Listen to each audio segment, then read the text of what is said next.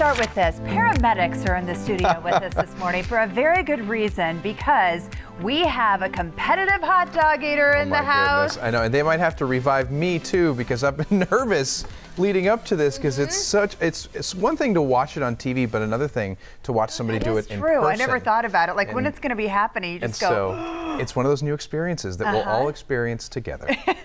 We'll all hold hands and pray. Yeah, exactly. So then, no, that is really going to be exciting to see that. Amazing. She's going to be doing it here on the air with all of us. And Alex has been challenged with the ice cream eating contest. We'll see if he does it. I'm going to make him, but we'll see if he does it. We'll see if he does it, but I'm going to make him. Maybe Classic. he'll do it. Maybe he'll do it off air. It's a little I'll take intimidating a few at the nibbles, same probably. time. Yeah.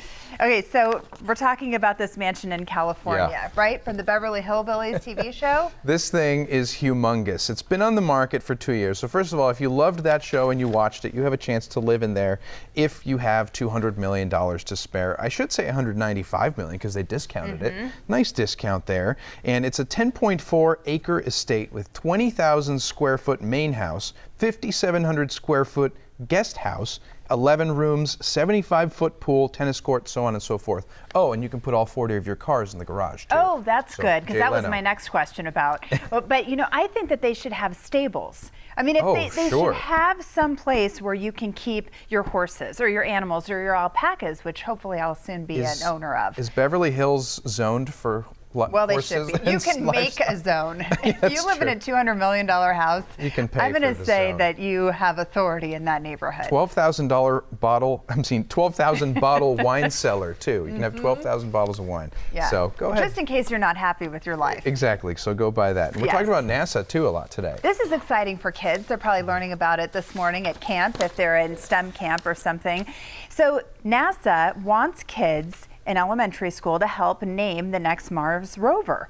It's the size of a small car. Alex did a little bit of research on that. He was asking me what I would name it. I was thinking Mars because our dog's name is Mars, is Marley, but that's probably not going to win. Probably not. You know, I'd name mine Henry after my dog. I mean, everything's called Henry. So right now it has a pretty boring name, Mars 2020 rover. Of course, it deserves something more creative. And what's cool about this rover, too, just a little more history, is that it's going to collect samples. It's going to sample the planet's climate. It's going to look for ancient life on Mars, etc. So it's going to be a pretty cool mission, and it deserves a good name. Do you remember when Mark Kelly spoke to elementary school students here who were live from? He was live from space. I mean, you talk about inspiring kids. Yes. That's the way to do it. Start early. Yes. Especially with the STEM program and everybody talking about that, and little girls. Like, no, you can do this. Totally. And send cookies up to space, too. That's another incentive. Do you know that I have a loofah sponge that was sent into space? Do you? Yeah, or at least that's what they told me at the store when I bought it. And it had your name on it? And I'm like, you know what? I think that I should use that when I shower.